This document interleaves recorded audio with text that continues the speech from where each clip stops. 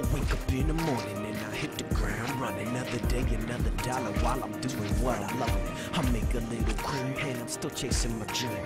But one thing I learned is life ain't always what it seems. Well, it's cold, it's cold, it's wet, and when it's nice, it's warm out.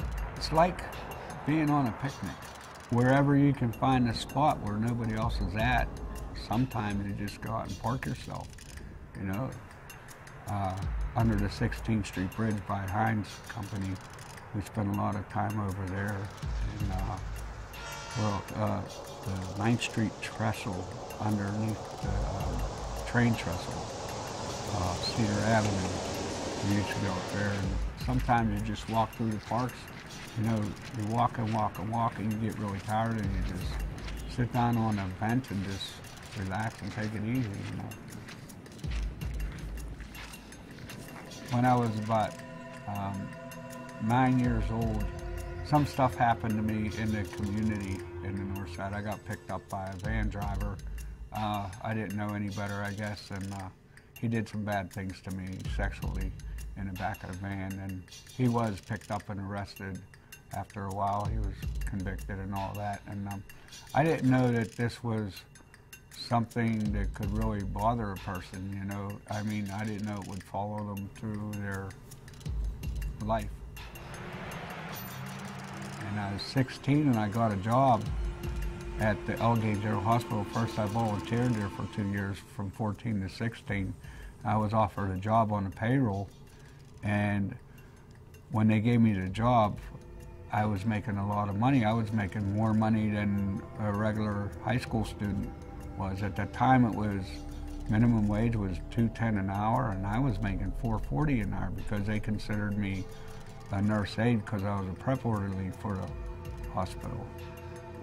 I picked up a career in drinking because I had so much money I didn't know what to do with it, and I'd go on the city steps in the neighborhood, and that's how I got my friends, because I had money and I was able to party with my friends. But when I didn't have any money, I didn't know nobody knew me. My mother come up to me one day when I wasn't paying my rent, and she told me, she said, you know what? She packed up my things and gave them to me and said, hit the road, Jack. And basically from the time I was maybe 16 until 19, I was basically homeless, living on somebody's couch or under the city steps up on the middle street or down one of the bridges or on somebody's couch. Finally, around 19 years of age, I signed up for the Army thinking, with as much as drink as I'm doing, maybe I can calm it down in the service. Maybe it'll teach me not to drink. Well, basically, when I was in the service, I learned how to drink more. I just kept on drinking and drinking, and it just got crazy. And I wasn't even showing up for formation in the morning, and that CO got mad at me, and they finally discharged me out of the Army. So from there on, I just was struggling. Somebody let me stay in their attic one time with no windows in it, and cockroaches and stuff like that. And when I wasn't there, I'd be out on E Street at a big hillside. I was out there with the fire barrel, and me and my brother Frankie, he's a stepbrother. Me and him, he was homeless too, and he showed me some of the ropes of, how to survive out there. I've got beat up, by a security guard. I mean, he really beat me up really bad.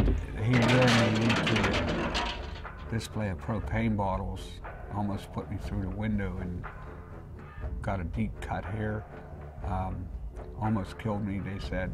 I got robbed when I was about 21, right in front of Elgate General Hospital, got stabbed in the eye, and dislocated my shoulder and stuff. And I guess that's probably some of the things where I was afraid to go ask for help. I was just basically keeping to myself. Finally, my oldest brother, Jack, he is a Navy veteran, Vietnam veteran, and he went through the domiciliary programs that the VA has. He has a substance abuse himself, and he successfully got through their treatment. He saw how bad I was really getting sick with the alcoholism. And he told me, he said, Ron, you know what? You need to call the VA. And being that it was so many years later, I thought that there was nothing there for me at the VA. He got me in touch with them.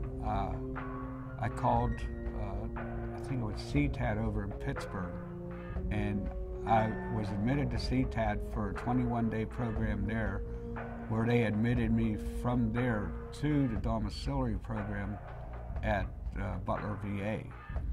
I went to Butler VA, and I went through their program successfully in 2003, and I came back home to Pittsburgh, and I was doing well for about a year.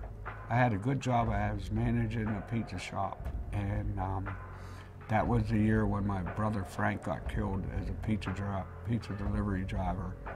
And not long after that, my mother had passed, and then my job burnt down from a person that lived upstairs was smoking crack. I guess he dropped his pipe into the chair, and it just burned the whole building down. And so many things in that little bit of time.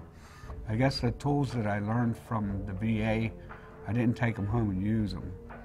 And so I was carrying on there for about another year.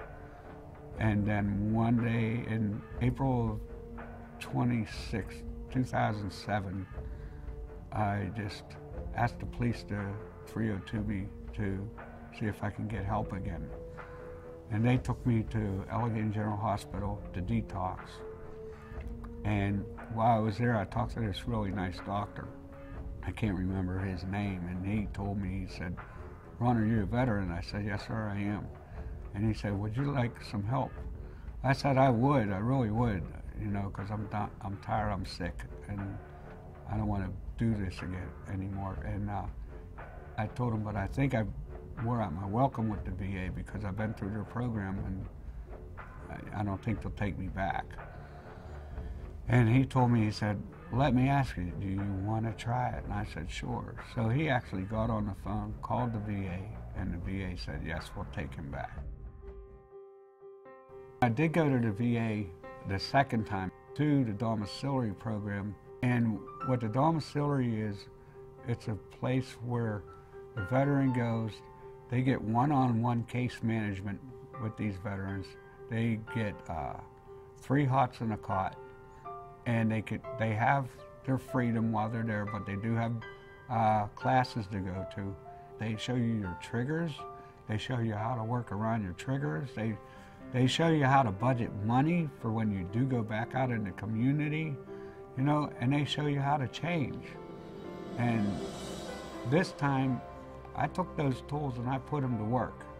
I went from their domiciliary treatment program, transitioned into the Shawn Place, which is in partnership with the Housing Authority. And what it is transitional housing that you can stay there for up to 2 years and still have a program to work for yourself. And you know, it was like a controlled environment. It was a safe environment. They let you go to work. They had a curfew, like you had to be in at 11 o'clock at night. And I stayed there for 9 months, working right across the street at Target from the Shawn Place, from the VA property. And I was offered a better job at the Marriott in Cranberry. So I went there, and I was making good money. So I figured, okay, it's time for me to go. Now, I don't really think I need any more of this treatment. So I moved into the community. And when I moved into the community, 2 months later, they told me I was going to have a career there at the hotel. And what happened was, it was right at Christmas time where they laid all of us off. And I said, holy crap, I said, I'm going to lose my house again. I'm going to be homeless again.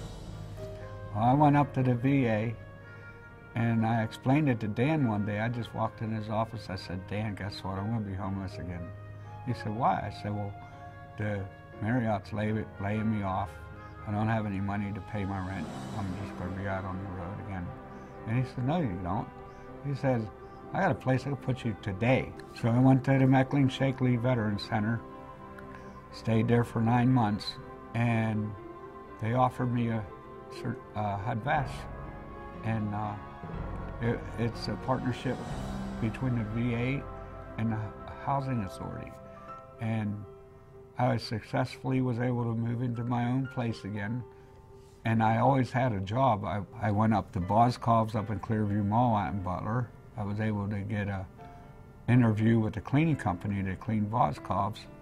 And I worked there for a while. Just for the heck of it, I stopped at Freedman's Supermarket, put an application in there.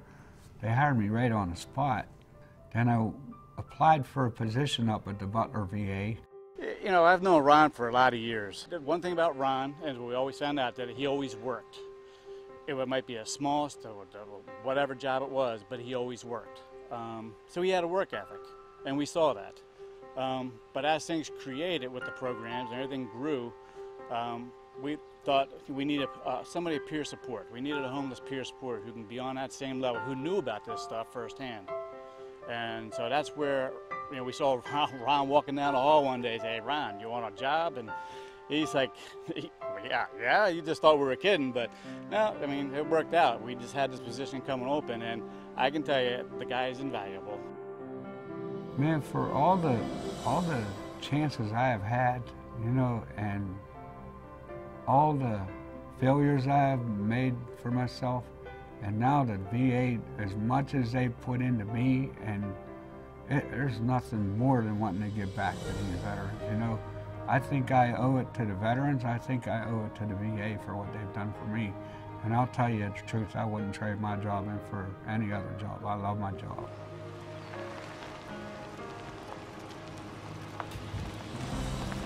Hey, Mark, what's up, buddy? Veterans, they know me, so what I will do is I'll call them up and ask them if I can stop by. So I go around, see how they're doing, see if they have any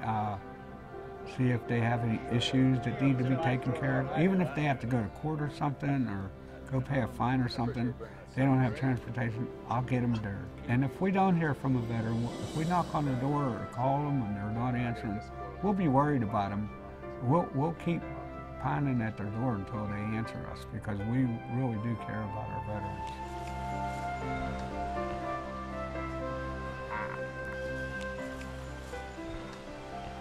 Right now we're at a place called Robin's Nest. It's an unseen rural community where homeless people live, and we was hoping to find some homeless veterans here to see if we could reach out and offer some services to them. Every time I come out here and I can at least get one veteran some help, or even any of the other people out here, it doesn't have to be a veteran. If we can't help them, then we'll reach out to another agency in the community to help them also.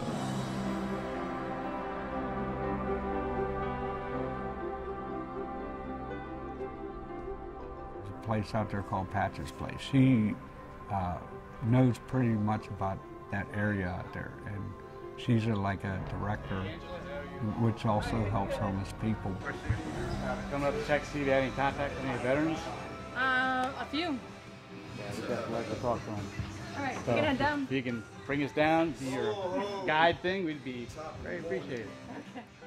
She took us to the caves to show us, but we did not see anybody that was active in those caves, though. But they were, I guess, if it was bad weather or something, they would probably go there to keep dry or whatever. A little bit close quarters, but they'll keep you warm, I guess so. Keep you out of the wind and the elements. Yeah.